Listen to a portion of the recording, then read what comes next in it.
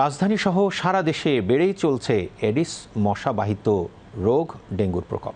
চলতি বছর এ পর্যন্ত আক্রান্তের সংখ্যা 12,000 ছুঁই আর মৃত্যু হয়েছে 45 জনের। তাই ডেঙ্গু প্রতিরোধে এডিস মশার কামড় থেকে বাঁচতে ব্যক্তিগত ও সামাজিক সচেতনতা বৃদ্ধির উপর গুরুত্ব আরোপ বিশেষজ্ঞ চিকিৎসকদের। শরীফুল ইসলামের রিপোর্ট। সাধারণত জুলাই থেকে সেপ্টেম্বর পর্যন্ত ডেঙ্গুর ভরা মৌসুম, কিন্তু এবছর বর্ষা শুরুর আগেই ছড়িয়ে পড়েছে এডিস মশাবাহিত রোগ ডেঙ্গু। প্রতিদিনই বাড়ছে আক্রান্ত রোগীর সংখ্যা, দীর্ঘ হচ্ছে মৃত্যুর সারি।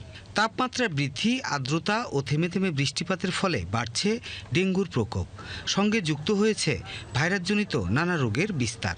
তাই তো রাজধানীসহ সারা দেশের হাসপাতালগুলোতে বেড়েছে রোগীদের ভিড়। শরীর ব্যথা করে, মাথা ব্যথা, কিছু খাইতে পারে না, বমি আসে। ডেঙ্গু পরীক্ষা দিছি, ডেঙ্গু পজিটিভ আসছে।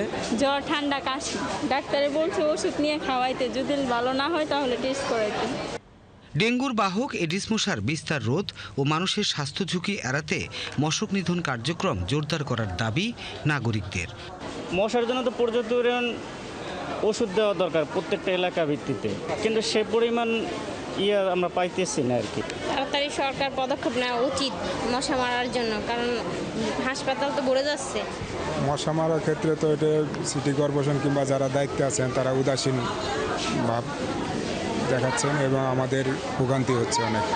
এবছর ডেঙ্গুতে বেশি আক্রান্ত হচ্ছেন শিশু ও বয়স্ক ব্যক্তিরা। তাই বছরের এই সময়টাতে শিশু ও বয়স্ক ব্যক্তিদের প্রতি বিশেষ যত্ন নেওয়ার পরামর্শ চিকিৎসকদের। জ্বর আসা মাত্রই চিকিৎসকের পরামর্শ নেবেন। সরকারি হাসপাতাল সবসময় আপনাদের জন্য প্রস্তুত আছে। এবছর অন্যান্য বছরের তুলনায় একটু পার্থক্য হচ্ছে, এবছর কোভিড এবং চিকুনগুনিয়াও একইভাবে আসছে এবং আমাদের এই রোগীগুলো আলাদা করতে একটু কষ্ট হচ্ছে, কারণ লক্ষণগুলো কাছাকাছি মিলে যাচ্ছে, যেটা গত বছরও আমরা দেখি নাই। ডেঙ্গু আক্রান্ত রোগীদের প্লাটিলেট কমে যাওয়ায় আতঙ্কিত না হয়ে সঠিক সময়ে চিকিৎসা গ্রহণের পরামর্শ বিশেষজ্ঞদের। সাধারণত ডেঙ্গু পেশেন্ট 5 থেকে 7 দিনের মধ্যে সিরিয়াস হয়ে যায়, যেগুলো কিন্তু ক্রিটিক্যাল হয় সাধারণত 5 to 7 days, এবং অনেক সময় দেখা যায় যে জ্বর ভালো হওয়ার পরেই বেশি ক্রিটিক্যাল হয়। এটা একটা খুবই মনে রাখা দরকার সবার। অনেকে কিন্তু জ্বর ছেড়ে দেখলে দে বিকাম ভেরি হ্যাপি যে আমি জ্বর ভালো হয়ে গেছে, I am free of dengue. কিন্তু আসল কমপ্লিকেশন কিন্তু জ্বর ছেড়ে দেওয়ার পরেই হয়, সাধারণত 4-5 ডেজের পরে। তো তখন কিন্তু 4-5 ডেজের মধ্যে অলরেডি তার কমপ্লিকেশন স্টার্টেড, তখন আমি IgM করে কিন্তু খুব বেশি লাভ হচ্ছে না। তো এই জন্যে আমি মনে করবো যে যদি কারো সিমটম দেখা যায়, whatever may be there test result, এটা যদি NSO-R নেগেটিভও আসে, IgM নেগেটিভ আসে, তাদের কিন্তু ট্রিটমেন্ট দিতে হবে এবং ডাক্তারের পরামর্শে যেতে।